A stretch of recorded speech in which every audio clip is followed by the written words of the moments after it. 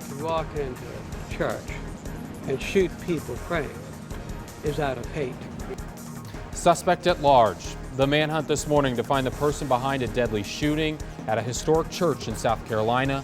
What witnesses say happened moments before the shooting. And watching the Rock River when floodwaters could reach their peak and when the riverfront homes will be safe and dry. Just to save one life, or make that a safe intersection for the people in that neighborhood and in this community. Plus pushing for change, how one area man is working to make an intersection in Henry County safer for everyone. Live from WQAD, this is News 8's Good Morning Quad Cities. Good morning, welcome. It is Thursday, June 18th. I'm Julie Sisk. And I'm Jonathan Ketz. And I'm meteorologist Eric Sorensen. Good to have you along here at 6:01 this morning. The Rock River continues to slowly rise. We got this drone video taken over the Rock River, and this was shot by Greg Iwinski. You can see the water's covering a lot of yards, inching closer to the homes there. Right now, we're watching this just come up to its top flood stage, and this will likely go down after today. I want to show you the crest. It forecast originally for 14.4 feet, now coming down to 13.5 feet. So that's some good news, guys. I think I've got that. There it is. Let's see if we can go to that. 13.7 now, and this would be less than what it was last year out of comparison. So some good news there, a glimmer of hope, perhaps, if you're living on the Rock River. This is not going to be as bad as it once was. Every river that you see highlighted in green in flood warning, so these aren't going to go down too soon. We do have some thunderstorms I want to share with you. Here's live Doppler at 6:02 from Sheffield down through Kewanee. Some very heavy rain now. Galva, it's letting up in Altona, but you can see south of Galesburg some showers and thunderstorms. These are drifting from west to east out of the Quad City area, so we're not expecting any rain here in the metro. Still a little bit of humidity outside. We'll have that to deal with for the next couple of hours, but a much nicer day today, lower humidity and a high temperature of 82. So no rain for us here from this point forward through about Saturday night. That's really good news for our river levels. That's great. Thanks, Eric. Thank you, Eric. All right, well, we will have more on the flooding again here in just a moment, but first this morning, police have released a flyer of the suspect wanted in connection with the deadly shooting at a South Carolina church that left 9 people dead. It is continuing coverage here on Good Morning Quad Cities. Police are looking for this man, a white male in his 20s. He's wanted in connection with last night's shooting at Emmanuel AME Church, a historic African-American church in Charleston.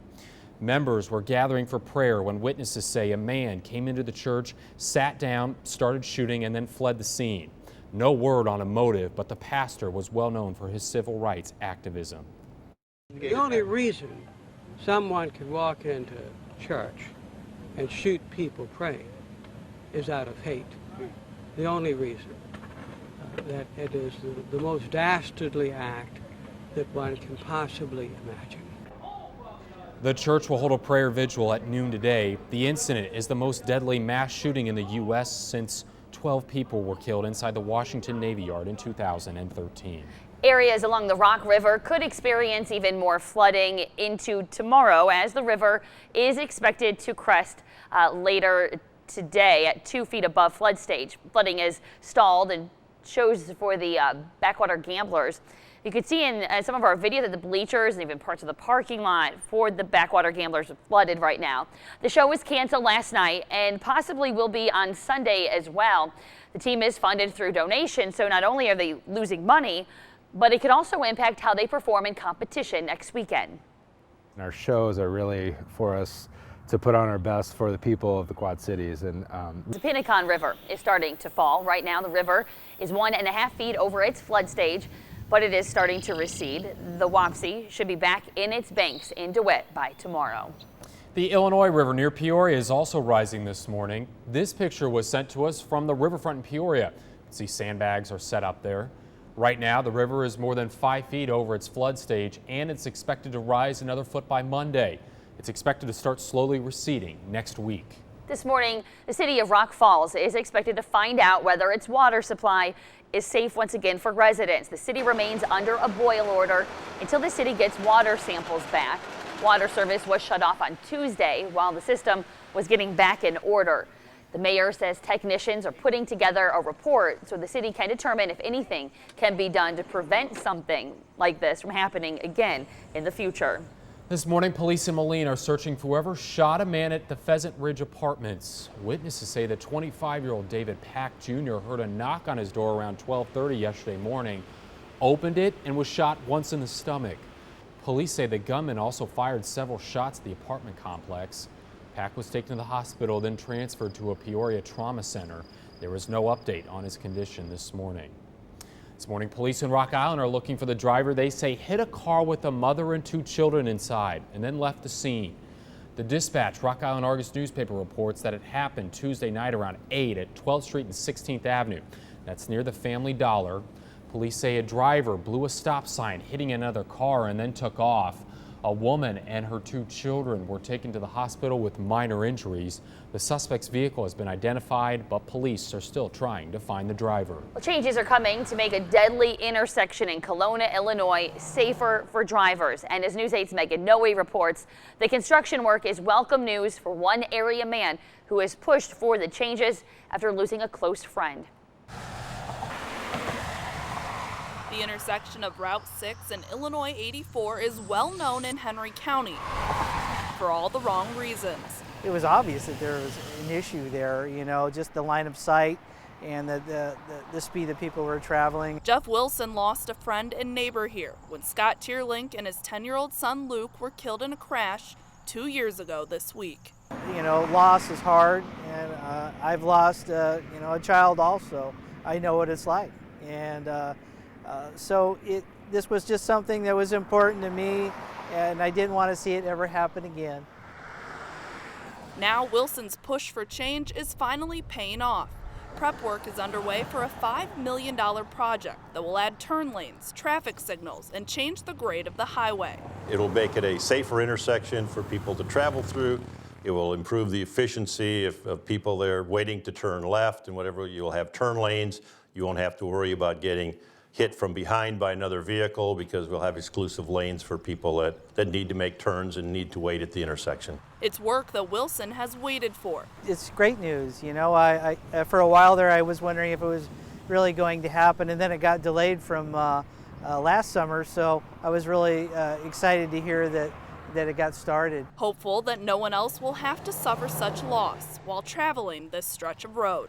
Just to save one life, or make that a safe intersection for the people in that neighborhood and in this community, absolutely. In Henry County, Megan Noe, WQAD News 8. Thank you, Megan. The intersection will be closed for construction after the 4th of July weekend.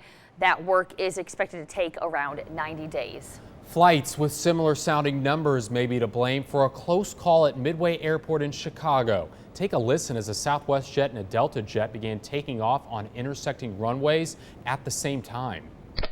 Stop. Reporting.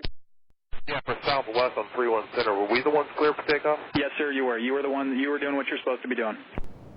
The Southwest Airlines flight was cleared for takeoff Tuesday night, but the Delta Airlines flight also began to go without clearance. Each plane was about 1/3 of the way down the runway. They stopped less than 3,000 feet from one another. Delta says it's cooperating with it. And we waited, and 3 of us got through. Since they made the change to Soldier Field, I feel like people are just going to go even crazier. The team's motorcade is expected to arrive at Soldier Field at 11 o'clock for the rally. An Aurora couple, huge Blackhawk fans, so much they got engaged in front of the Stanley Cup in 2013, and now Jim Anderson and Ginny Hansen hope to get married in front of the Cup when it goes on public tour this summer. The couple doesn't know where they will go yet to see the Stanley Cup and exchange their vows, but say all of their friends and family plan to be there. Very cool wedding. Still ahead here on Good Morning Quad Cities, flooded fields. The choices ahead for farmers because of the heavy rain. Ag in the AM is minutes away. And fighting childhood obesity, the new technology that could help children who are battling weight issues. Tracking heavy thunderstorms around Kewanee. We'll take you to street level and let you know what to expect in your hometown as we take you through the next several days. And the weekend is almost upon us. We'll time out some dry hours for you. Your accurate forecast is next here on News 8. Cities are sponsored by Ace Muffler Clinic. 6:14 right now, time for Total Travel, and we want to give you a live look at I-74 and the bridge traffic. Right now, there's looking good. As you can see, no traffic problems I'll give you another live look in 15 minutes. Now, meteorologist Eric Sorensen and Storm Track 8 weather. Sponsored by Carpetland. Travel's looking good. Some hometowns, though, are dealing with some rain. We're not seeing it in the Quad Cities right now, but some areas are. Yeah, we're looking off to the east of Bureau County now. Tiscawah, Princeton getting some very heavy rain right now. In fact, let me just go in here. I'll manually take you down to street level and let you know who's getting the heavier showers. Wyandotte down here to Buda seeing some very heavy rainfall now as that continues to light up the radar. Just about to enter into the Illinois Valley. Also some very heavy thunderstorms here just to the south of Galva through Lafayette. Seeing some very heavy rain. And these continue to pull from the west to the east out ahead of a cold front. So September contracts are trading at $9.40. Also on Ag in the AM, standing water caused by heavy rains is starting to take a toll on crops in the area. Soybeans are in danger right now because of their low height. A lot of local fields have standing water in them, including this one near Donahue, Iowa. The rains have delayed late soybean plantings, and standing water could cause disease in corn stalks. Farmer in Muscatine County says if wet weather continues, the value of his crops will drop. Certainly you would have a reduced yield on anything planted at this time or later. But there would be a small window yet to replant some soybeans, but now it's got to dry out too. A lot of the corn is tall enough that it can handle a little bit of flooding and not really hurt it too much. Concern for farmers right now is that saturated soil chokes off roots as the crops start to grow. Iowa State University Extension ag expert Virgil Schmidt says that corn and soybeans can normally only survive complete submersion for 2 to 3 days. And soybeans can normally only survive complete submersion for 2 to 3 days and sometimes less. Most planted forage crops can survive for 1 to 2 days. Schmidt says that the cooler the air temperature, the longer the plants can survive. Plants not totally submerged will survive much longer.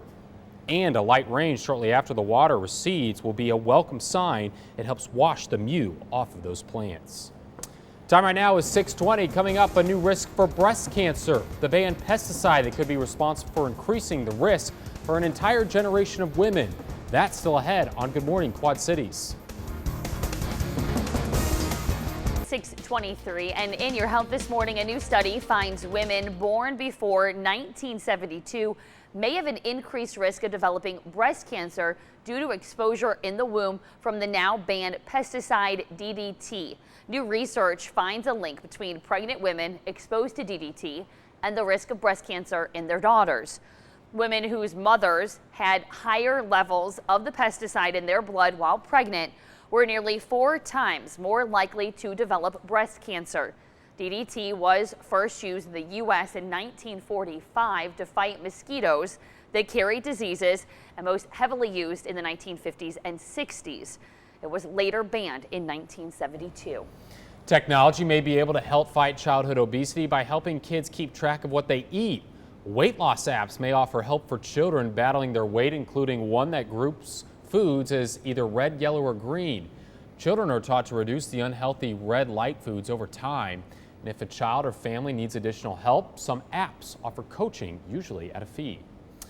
A new study finds that the birth rate in the U.S. has gone up for the first time in 7 years, and leading the way in this trend are women in their 30s and 40s. A report from the Centers for Disease Control and Prevention shows that the overall birth rate increased a full percentage point in 2014. It appears the improving economy is encouraging more people to have children. Teen births also fell to their lowest levels every last year, down nearly 2/3 from a peak in the early 90s. Cameras on Good Morning Quad Cities are sponsored by Ace Muffler Clinic. 6:25 right now, time for total travel, and once again we're looking live at the Centennial Bridge traffic, which is down to 1 lane in each direction as that construction project continues. As you can see, traffic is looking good. Regional airports looking good as well. There is one delay. It's a flight to Chicago out of the Quad Cities right now. No delays or cancellations out of the other 2 regional airports. Watching the radars closely, I've got a snapshot of that in just a minute. First, the destinations from the Quad Cities. If you're heading out toward Atlanta, it's going to be very hot. 90s all the way up the eastern seaboard, up through Washington, D.C. too. Look at Phoenix today, 114 degrees. Can't imagine, but they say that's dry heat, right? We look at your commuter forecast. A couple of showers and thunderstorms south of the Quad Cities this morning, mainly dry for the afternoon. Do want to show you the radar picture right now because I do have a little extra time to share with you. So we'll go into Princeton right now. You're seeing some heavy thunderstorms right now into downtown, especially off to the north side of town toward I-80. And then we can zoom down here through Bradford and Wyoming, about to get some heavy thunderstorms. And into the Galesburg area, you kind of missed out on most of the rain. I'll let you know how long